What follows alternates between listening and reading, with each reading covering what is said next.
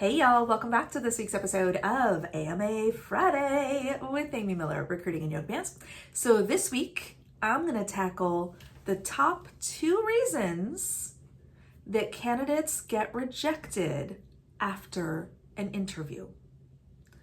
Now, this is not intended to answer every question. This is not intended to replace your request or ask or need or desire for feedback. This is just data that I have thought about and gathered for years and years and years and years and years in a 26 years of recruiting. Almost every rejection comes down to one of these 2 things. Now, I will tell you, there have been outliers over the years where someone just straight up shit the bed in the interview. Okay? Somebody was rude, somebody was, insulted the receptionist. Like, yes, sometimes those soft skill problems it can pop up. Okay. I'm not talking about those cases. I'm talking about when it comes to, otherwise your resume is perfect, you're fully qualified, you check all the boxes. It is one of these 2 things. And I'm going to add a bonus third. All right. Stick with me. Reason number 1, you may be rejected after an interview.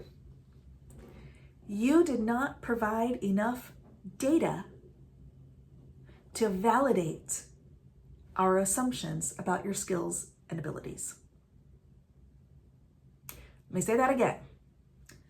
Through the course of the interview, we did not get enough data or information or specifics to validate our assumption about your skills and abilities. How do we gather that data? We ask you questions.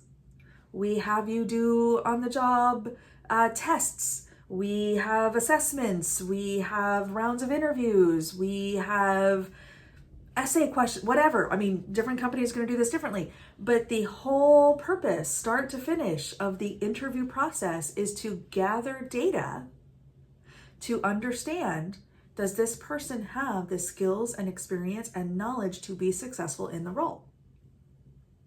So if we're doing it right, always with the caveat, not everybody does it right, and I get that. If we're doing it right, we have clearly articulated the needs of the role. I need a person who can do A and B and result in C. We have shared that with the interviewers. We've been very clear on here's the data that we need to gather, here's what we need to learn, here's what we need to confirm, here's what we need to verify. And we are structuring the right questions and we're having the right conversations to pull out that data.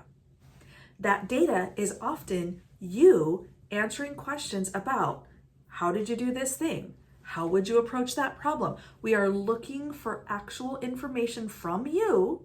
My preference is behavioral because I like to talk about things I've actually done.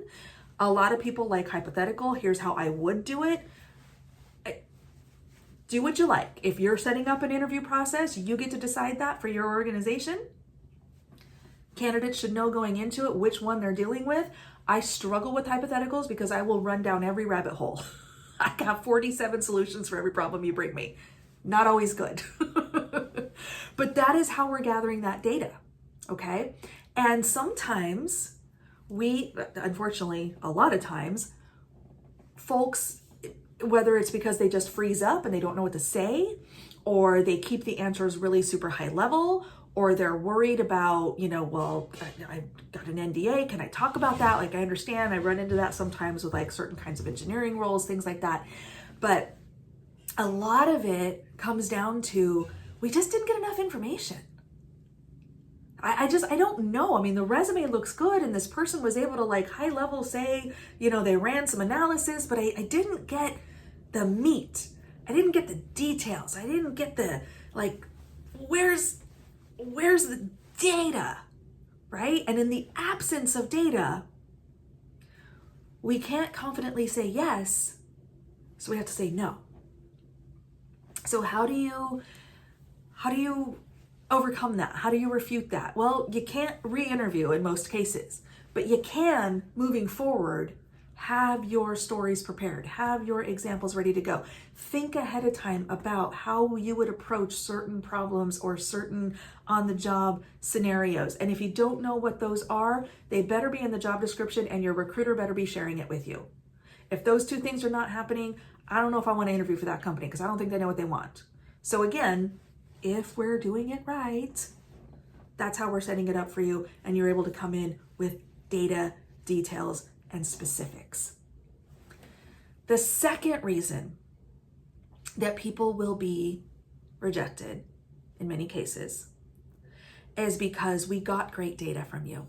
We got really solid information, and you have proven beyond the shadow of a doubt that you are an amazing wrangler.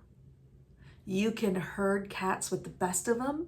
You are probably one of the sharpest program managers we've ever talked with. And we think you would do amazing in a different job. Unfortunately, we're hiring a software engineer. So all of your PM skills are amazing and wonderful, and you would no doubt be great at it, but that is not the solution to the problem that we are trying to solve. Now, the good news, especially if you're interviewing with larger companies in that case, is that the recruiter is then typically going to encourage you to consider roles that we felt through the data we gathered you'd be a good fit for. That happens fairly often, honestly. We get really good info, we get really good data, we think that this person is really great, but just not for the job that we're hiring for.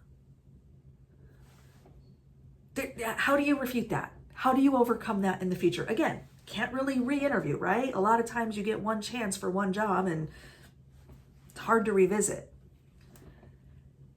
You need to really inspect, am I really an engineer? Maybe I should be a PM. Maybe if that's where my skills really are, if that's where my superpowers really lie, maybe I need to consider that. Maybe I need to get the PM job so that I can pivot later if that's what I want to do, right? It's easier to pivot from the inside. We've talked about that in the past. So you want to really think about, again, focusing on what is the problem this organization is trying to solve? Why are they hiring a person to do this thing? Your job is to provide the right and relevant data so that they can see a clear fit. I totally see where this person has the engineering chops. I totally see where this person can spend a significant, majority of time heads down coding. I totally see where this person could, solve this problem, whatever it is. That's what we're looking for. So those on my life, y'all, and I have thought about this for years and years. This has been my constant refrain for 20 some odd years now. These are the two biggest reasons that someone does not get an offer. Now here's a bonus third, okay? And we're seeing this a lot in this current market. So I'm gonna mention it specifically because of the year of our Lord 2024 that we are trapped in. Competition. It is not uncommon for an organization to have a plethora of well-qualified, talented, smart, technically savvy, interested candidates. Someone may have told their story a little better than you. Someone may have had more depth and detail in their interview answers. Someone may be related to the CEO. I'm just joking about that part, but also not. God help me if it ever happened in my company. But anyway, I'm just saying, that's a bonus third, right? So sometimes, because I know many of you are thinking, Amy, that's bullshit. I gave specific answers. I went deep in my explanations. I was 100% perfect for the role. I had every qualification and then some. So did somebody else. I'm just saying we have to recognize that that is clearly, especially in this market, a very strong possibility. I am not saying any of this to demoralize you in any way. I am not saying any of this to hurt anyone's feelings or to be glib about this monstrous job market we're in. It is horrible for so many of us, and I get it. But I need y'all to understand 26 years later, those two reasons, plus the bonus third, pop all the time. All the time. In the worst of markets, in the best of markets, I see it all the time. So friends, please do take the time to connect with your recruiters when you're getting ready to interview. Understand what's the problem we're trying to solve here, what's the data you need to see to know that I'm the person that can solve it, and you won't necessarily get an answer on competition, but you can at least understand, are you gonna hire the first person who passes the interview, or are you gonna pick from a list of finalists? Might be something you can do something with there. If you wanna go first, you wanna go last, you wanna go in the middle. I don't know what's better. We'll talk about that another time, maybe. I don't know. Let me know. What do you think is best? Should you go first? Should you go last? I really don't know.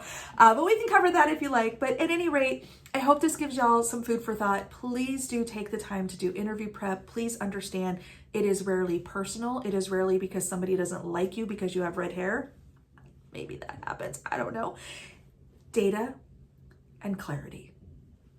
All right, friends, check out the interview prep info. I've got lots of videos on it. I've got blog posts. I've got lots of resources for you. So check them out. Ask me anything. Maybe we'll address it in a future video. See you next week.